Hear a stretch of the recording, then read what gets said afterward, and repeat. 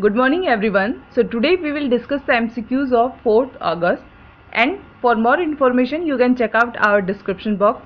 So let's see what are the 10 topics which we are going to cover today. So here is the list is given and try to get at least 7 questions correct out of 10. So let's begin our today's MCQs.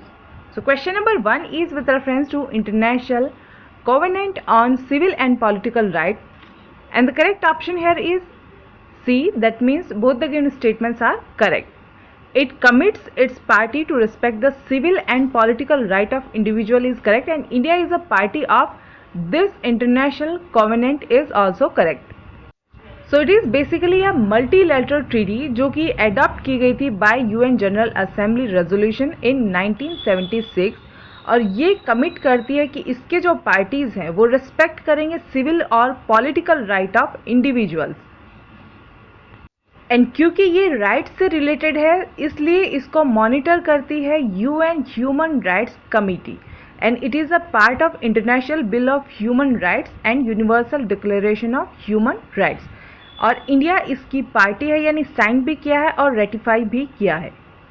So recently जो independent experts थे UN human rights committee के, उन्होंने reaffirm किया है कि अगर कोई peacefully protest कर रहा है ऑनलाइन या फिर इन पर्सन, वो उसका फंडामेंटल ह्यूमन राइट है. नाउ आपके लिए क्वेश्चन ये है, आपको बताना है कि क्या हमारे फंडामेंटल राइट्स में राइट टू स्ट्राइक भी आता है, यस और नो.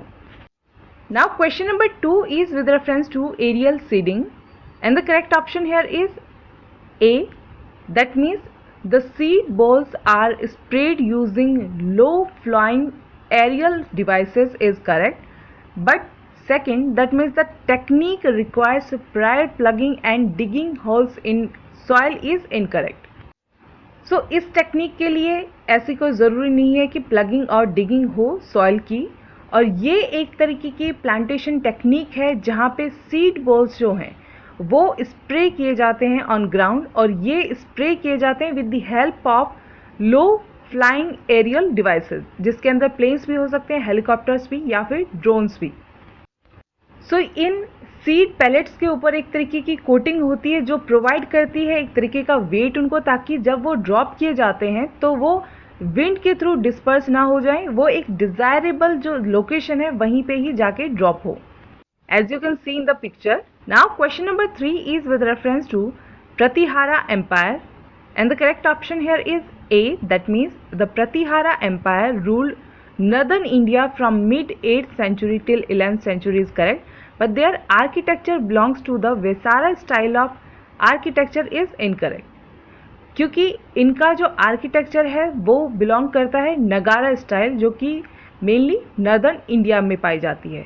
तो क्योंकि ये जो एम्पायर था वो नर्दर्न इंडिया की साइड था, तो इसलिए वहाँ पे ऑब्वियस है कि जो स्टाइल अपनाएंगे आर्किटेक्चर के अंदर वो होगी नगारा स्टाइल. नाउ आपके लिए क्वेश्चन ये है कि कौन सा ऐसा एम्पायर था या कौन सी ऐसी डायनेस्टी थी जिसने स्टार्ट किया था, इनिशिएट किया था Vesara type of architecture.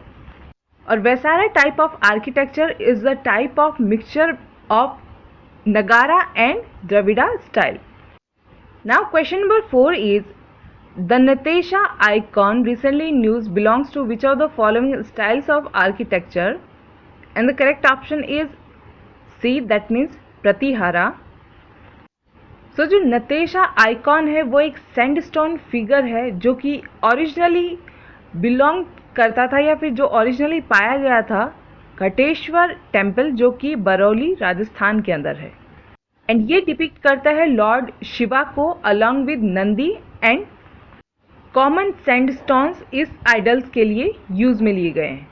So context ये है कि एक रेयर सैंडस्टोन आइडल जो थी, जो करंटली लोकेटेड है लंदन यूके के अंदर, उसको रिटर्न किया जाएगा इंडिया को after 22 years. Now question number 5 is Campbell Bay, a geo strategic location in Indian Ocean, is located in which of the following island, and the correct option here is B. That means Nicobar. So जैसा कि आप map के अंदर देख सकते हैं, ये located है निकोबार डिस्ट्रिक्ट के अंदर of Andaman and Nicobar island, और कैम्पबेल बे एक नेशनल पार्क भी है जो पार्ट है ग्रेट निकोबार बायोस्फीयर रिजर्व का. और ये जो बे है वो होम है टू फेमस इंदिरा पॉइंट, जिसको हम लास्ट सदर्न पॉइंट मानते हैं इंडिया का। Now question number 6 is recently new education policy 2020 was in news, so choose the correct option here, and the correct option here is C, that means statement 4 is incorrect because इस policy के according जो UGC है उसको replace किया जाएगा with a single regulator जिसका नाम होगा high education commission of India. So ये पॉलिसी ना सिर्फ UGC को बल्कि all India council for technical education को भी रिप्लेस करेगा और इन दोनों की जगह पे ये सिर्फ सिंगल रेगुलेटर रखेगा। एंड इसी पॉलिसी ने फॉरेन यूनिवर्सिटीज़ के लिए भी एक तरीके के गेट्स खोल दिए हैं इंडिया के अंदर, और ये जो पॉलिसी है वो थर्ड पॉलिसी है इंडिया के अंदर आफ्टर इंडिपेंडेंस, और ये जो है वो री इंट्रोड्यूस कर रही है 4 year multidisciplinary bachelors programme जिसके अंदर एग्जिट ऑप्शंस भी होगा। Now question number 7 is recently Mumbai sero survey was in news, so choose the incorrect statement here. So the correct option here is D, meaning all the given 3 statements are correct.